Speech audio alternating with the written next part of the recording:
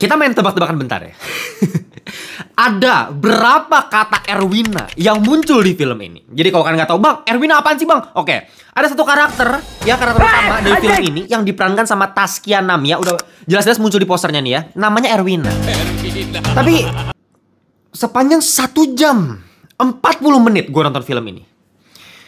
Yang gue ingat ya, yang gue inget dari film ini cuma ada setan dengan suara bapak-bapak mesum manggil Erwina, Erwina, Erwina, Erwina, Erwina pantai lah.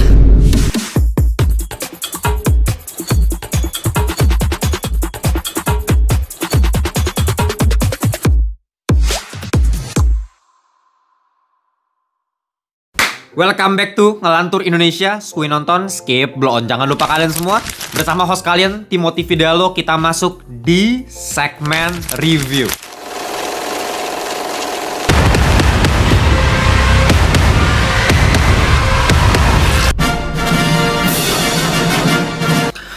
Oke ya, kemarin gue bahas film Lembayung yang main Taskia Namia. Gue bahas film Pulau Hantu yang main Taskia Namia. Gua bahas Hutang Nyawa, ini yang sekarang gua bahas, yang main Taskia Namia lagi, ya. Udah genrenya horor lagi, aktrisnya itu lagi, diadaptasi dari thread viral lagi. Mending kualitasnya bagus.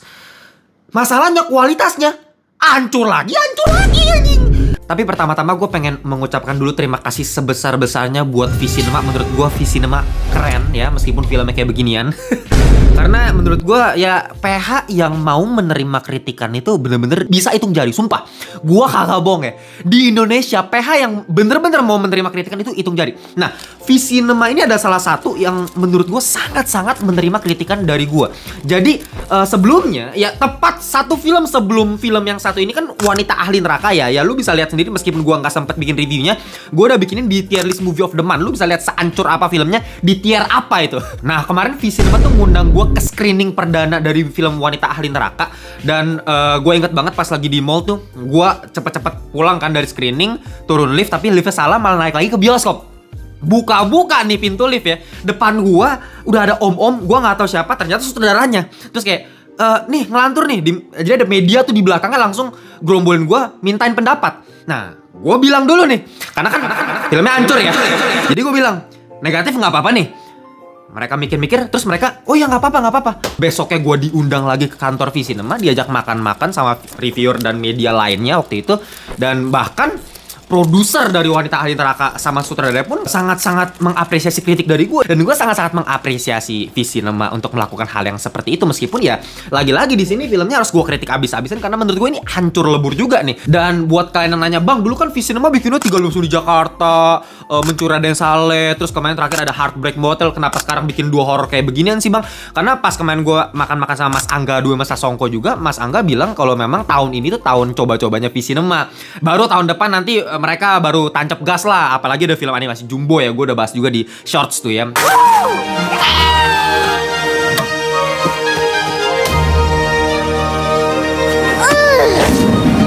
Balik lagi ke film ini. Film ini disutradarai sama Mas Billy Christian yang kemarin baru aja bikin film Marni The Story of Wewe Gombel ya.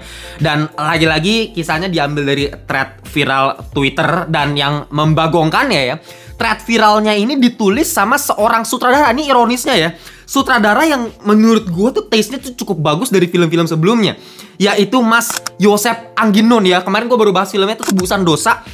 Kerasa elegan, filmnya cakep banget. Nah tapi uniknya dia nulis sebuah cerita horor yang gue belum baca ya thread Twitternya kayak gimana. Bisa jadi emang berbeda ketika diimplementasikan ke dalam sebuah skrip film. Tapi ya pokoknya intinya yang gue lihat hasil akhirnya di filmnya ini ancur-ancuran, ceritanya juga nggak jelas, kayak murahan banget penulisannya. Jadi kalau misalnya kita compare sama film Mas Bill Christian sebelumnya Marni, ya menurut gue at least gue masih ngerasa ada originalitas dari Marni meskipun masih ada banyak kelemahannya. Tapi cerita itu masih original. masih sangat nikmat untuk diikutin. 5W1H-nya jelas. Yang penting kan kalau misal dalam film 5W1H udah jelas harus ada tuh, pertanyaan-pertanyaan itu harus bisa kejawab.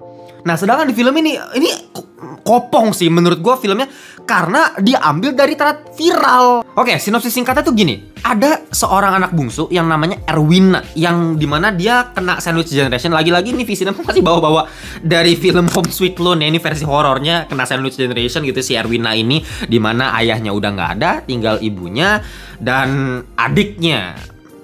Ibunya, dan dia juga punya abang, tapi abangnya cuman kerjaannya mabok-mabokan, banyak utang, dan ya yang harus menanggung beban ekonomi ya si Erwina ini. Dan lebih parahnya lagi, Erwina ini punya anak haram gitu ya. Dia punya anak hasil dari di luar nikah, dan diceritakan memang anaknya ini harus masuk rumah sakit di awal film, sehingga dia harus mencari sebuah pekerjaan tambahan, yaitu dia masuk ke sebuah pabrik bernama pabrik Gemah Ripah nih, sebuah pabrik batik ya.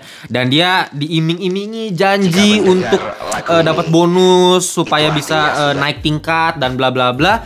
Tapi ya dalam pabrik itu malah dia menemukan sebuah misteri mengenai keluarganya yang punya hutang nyawa kepada sosok entitas tertentu. Nah, ya ceritanya begitu aja sih sebenarnya. Ya sejujurnya tuh gue udah capek banget ya ngelihat film lokal tuh sekarang seenak jidat mengatasnamakan isu sosial dijadikan tameng buat filmnya, sehingga netizen-netizen yang tolol ini, yang memang masih otaknya kosong melompong, digiring media dikit langsung ngomong, wow, ini film bagus loh, ini kayaknya nggak cuma ngomongin setan-setanan, film horor lokal biasa setan-setanan, ini ada isu sosialnya men, ini baru horor lokal yang punya pesan moral yang bagus. Bullshit lah ya. Lu pegang ngomongan gua nih ya, beberapa hari ke depan akan ada banyak, lu perhatiin aja, reviewer media yang akan nulis di artikelnya atau ngomong di kontennya mereka, kalian wajib banget nonton film horor yang satu ini. Ini layak masuk ke rekomendasi bioskop minggu ini. Karena ini tidak seperti horor-horor yang biasa, tidak sekedar film horor setan-setanan. Ada sebuah pesan moral yang begitu bagus dari film ini. Film ini menyampaikan sebuah pesan mengenai masalah isu sosial tumbal proyek. Menarik bukan? Pasti ada anjing ya. Pegang ngomongan gue, bukan pasti ada, pasti banyak ya. Pasti akan ada banyak orang yang ngomong, wah ini tumbal proyek dijadikan sebuah pesan dalam sebuah horor. Gimana? Menurut gue bullshit aja nih. Sama kayak kemarin terakhir gue nonton filmnya Mas Anggi Umbara tuh, Romoleo, judulnya sama kan? Di media pas press conference kan, ini bukan sekedar film horor biasa. Ini adalah sebuah film horor yang membawa kembali sebuah peristiwa yang marak terjadi pada tahun 1980-an. Isu sosial mengenai pelanggaran HAM berat, yaitu adalah Petrus, penembakan misterius. Dan yang terjadi adalah Petrusnya cuman di opening scene film ya. Kagak nyampe 7 menit doang nih penembakannya. Abis itu udah. Begitu dong, ibaratnya ya, kalau misalnya scene Petrus di film ini diganti, latarnya misalnya ada di Pulau Pulu-Pulu, terus yang terjadi bukan penembakan misterius tapi malah dikelitikin sama Pulu-Pulu. Menurut gua jadi-jadi aja filmnya. Ya, artinya apa? Artinya isu sosial dimasukin ke dalam sebuah film itu cuma jadi gimmick gitu loh. Cuma buat jadi kayak supaya buat masyarakat dengan STM tinggi nih yang ngerasa ngapain gue nonton film horor lokal, ya at least kayak oh ini juga bukan cuma sekedar horor biasa nih, ini ada isu sosial menarik juga nih, gitu buat narik STM tinggi. Kalau STM rendah kita buat ya tol-tol udah pasti nonton kan. Nah kalau di film ini ceritanya kan akan berfokus ke karakter si Erwina ini yang kerja di sebuah pabrik yang diiming-imingi bonus, diiming-imingi naik gaji 3 kali lipat. Dan ketika dia diiming-imingi tersebut, disitulah isu sosialnya kayak seakan-akan pengen dimasukin, gimmicknya masuk di situ tuh. Nah menurut gue ya it's obvious gitu, kayak terlalu jelas, terlalu on the nose. Kalau lu mau pengen masukin sebuah isu sosial ke dalam film, gak gini juga caranya gitu. Lu bikin cerita seorang pekerja pabrik yang diiming-imingi janji dan dia udah kerja mati-matian, ternyata janjinya palsu. Janji palsu ternyata dia malah jadi tumbal buat setan. Udah gitu doang ceritanya, gak ada layer lain. Lu kalau misalnya pengen masukin isu sosial ke dalam sebuah film horor nih ya, gue kasih contoh beberapa film luar deh. Misalnya The Platform, film Spanyol muncul di Netflix. Kalau pengen nonton itu menurut gue ya kesannya distopia. Ya mana mungkin sih ada penjara yang terdiri dari ratusan lantai dan makanannya dijatuhin dari atas sampai ke lantai bawah kan.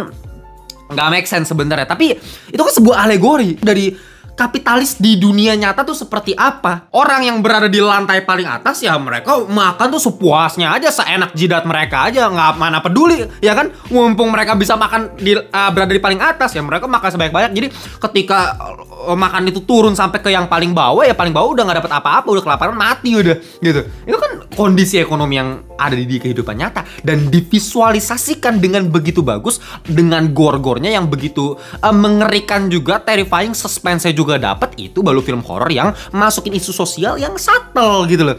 Atau misalnya kayak film Get Out-nya Jordan Peele gitu, ngomongin isu sosial rasisme kan. Orang kulit hitam sama orang kulit putih, ya gimana caranya orang kulit hitam dijadikan badan untuk otak tuh bisa ditransplantasikan masuk dalam badan kulit hitam. Itu kan menurut gua nggak mungkin ya di kehidupan nyata, mana bisa sih begitu. Tapi ya ini namanya film, tapi dengan ngebawa isu sosial tersebut. Nah kalau di film-film Indonesia tuh gitu, isu sosial tuh kayak mungkin akhir-akhir lo dapat gitu. Kita bikin cerita asal-asalan begini, baru nanti di akhir kita masukin isu sosial. Oh ini kayak bisa masukin isu sosial begini gitu. Jadi isu sosial tuh belakangan gitu, bukan yang jadi fundamentalnya. Dan yang paling fatal ya elemen horornya. Lagi-lagi ini film horor. Jadi kalau misalnya secara cerita isu sosial oke lah gitu. Tadi gua kritik di situ nggak terlalu masalah deh.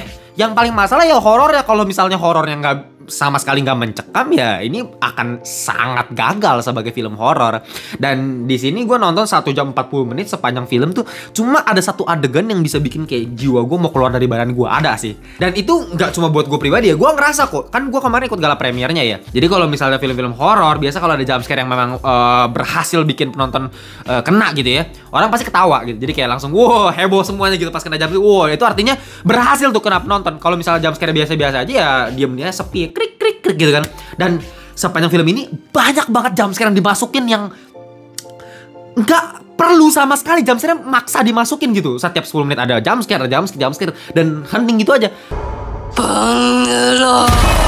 Kecuali di bagian tadi tuh yang 1 detik, dan menurut gue itu kayak pakai teknik yang gue pernah lihat di film The Exorcist tahun 1973, subliminal gitu. Jadi sepersekian detik hitam gelap cuman di-adjust sedikit untuk penonton Indonesia, di mana gelap dulu baru dimunculin kayak orang dengan lighting dari bawah begini. Scene itu bener-bener ngikutin gue lagi sama film The Exorcist, di mana si Regan pas lagi di rumah sakit, tapi bedanya dia lebih elegan lagi tuh, bener-bener terang. Tiba-tiba layar hitam muncul satu kepala gitu kan, sosok iblis Pazuzu itu tuh sumpah sampai sekarang gue masih inget-inget, masih terbayang-bayang pas masih kecil nonton itu. Anjing itu serem banget men.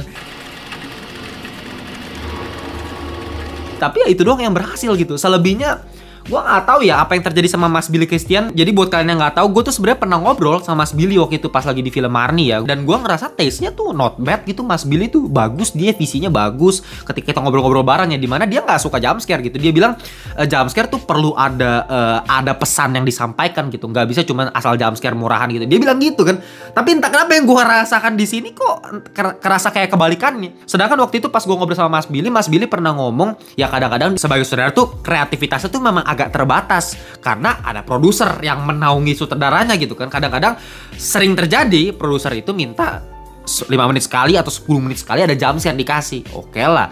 Tapi ya film ini produser siapa? Mas Angga Dwi Mas Sasongko. Menurut gua nggak mungkin Mas Angga minta jumpscare, nggak mungkin. Menurut gua tahu Mas Angga orangnya kayak gimana.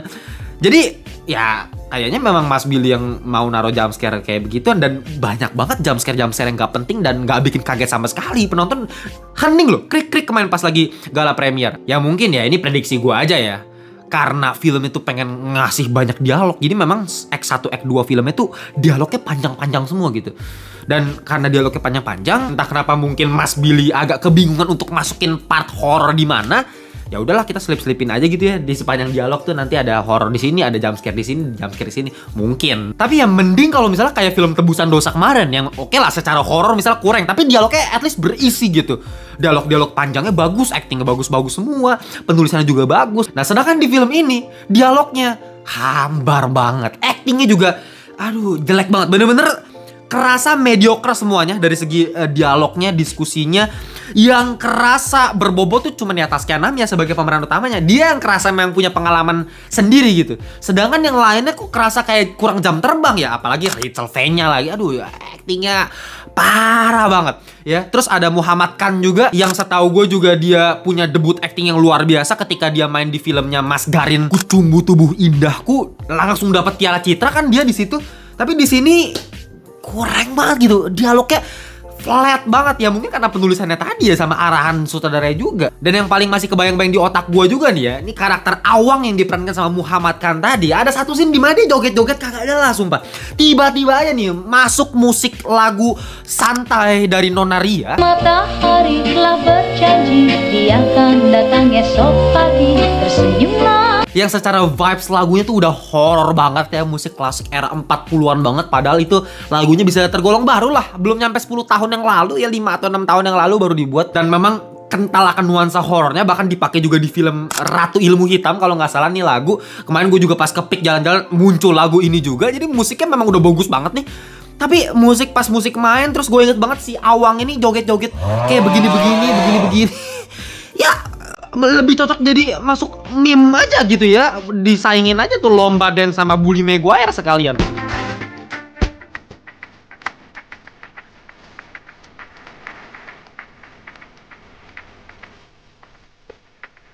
Udah setannya juga bentukannya ceking hitam pakai rok mini berbulu gitu.